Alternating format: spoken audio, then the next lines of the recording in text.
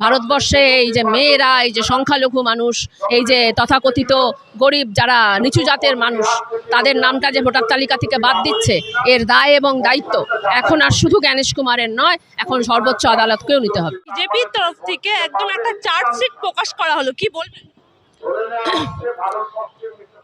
দেখুন, বিষয়টা তো এখন আর শুধু নির্বাচন কমিশনের হাতে নেই। নির্বাচন কমিশনের যে বেঁধে দেওয়া স্বৈরতান্ত্রিক লক্ষণ রেখা, তাকে স্বীকার করে নিল সর্বোচ্চ আদালত। দায় এবং দায়িত্ব তো সর্বোচ্চ আদালতকে নিতে হবে। সর্বোচ্চ আদালত কেন এই দায় দায়িত্ব নিল?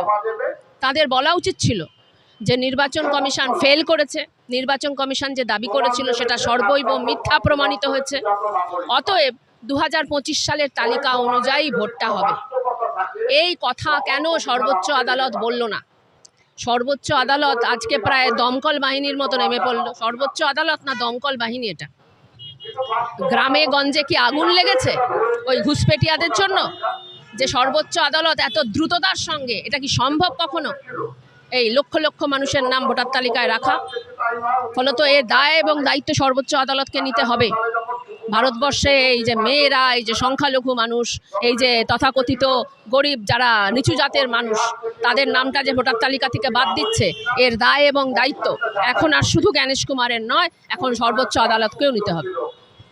শুধু তাই নয়, বিজেপি তরফ থেকে যে চার্জশিট প্রকাশ করা হচ্ছে সেখানে লেখা আছে যে মুখ্যমন্ত্রী মমতা বন্দ্যোপাধ্যায় অনুপ্রবেশকারীদের সাহায্য করছেন এবং তাদেরকে আড়াল করছেন। কি দেখুন, ভারতবর্ষে ইউপিএ আমলে যত মানুষকে অনুপ্রবেশের অপরাধে ফেরত পাঠানো হয়েছিল বাংলাদেশে, এনডিএর আমলে 10 বছরে, আপনারা যদি উইকিপিডিয়া যান, আপনারা যদি ইন্টারনেট ঘাঁটেন, তাহলে দেখতে পাবেন 1/3 মানুষকে এনডিএ সরকার এবং মোদি সরকার বাংলাদেশে ফেরত পাঠিয়েছে।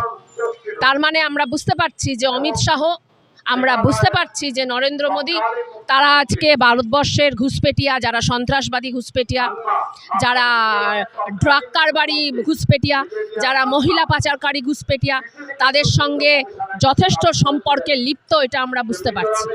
আর আজকে সেই দায় এবং দায়িত্ব আজকে জনগণের কাঁধে এবং মমতা বন্দ্যোপাধ্যায়ের কাঁধে তারা দিচ্ছেন, এটা হাস্যকর। বলে মুখ্যমন্ত্রী যে প্রতিশ্রুতি দিয়েছিলেন সোনার বাংলা করা, সেটা সোনার বাংলা তো হলোই না, বরং বাংলার নাচটাকে শোষণ করেছেন মুখ্যমন্ত্রী, চার্জশিটে প্রকাশ পাচ্ছে। কি সোনার বাংলা তখনই করতে হবে, সোনার বাংলা তখনই করতে হবে যখন প্রতিটা বৈধ নাগরিককে ভোটাধিকার দেওয়ার অধিকার দেবে। তাদের একটাই উদ্দেশ্য, বাংলার যা সোনা আছে সেটা আদানি আম্বানিদের হাতে তুলে দেওয়া। তাদের একটাই উদ্দেশ্য যে বাংলার তলায়, বাংলার সংস্কৃতিতে, বাংলার সম্পদ যা সোনাদানা আছে তা আদানি আম্বানিদের হাতে তুলে দেওয়ার, এটাই ওদের একমাত্র উদ্দেশ্য। অমিত শাহ বলছেন যে দিল্লি মহারাষ্ট্র জয় করেছে বাংলার পালা। কি দিল্লি মহারাষ্ট্র তারা জয় করেছিল চুরি করে। সেই চুরি এবং সেখানকার যারা দলগুলো, তাদের মধ্যে ভাঙন ধরিয়ে পশ্চিমবঙ্গে সেটা তারা করতে পারেনি। এমনকি সিপিএমের মধ্যেও বা কংগ্রেসের মধ্যেও এই ভাঙন ধরিয়ে তারা এই ধরনের কাজ বাংলায় করে উঠতে পারেনি। ফলত মহারাষ্ট্রে তারা চুরি করেছিল, সেই চুরির শাস্তি পশ্চিমবঙ্গে তারা পাবে।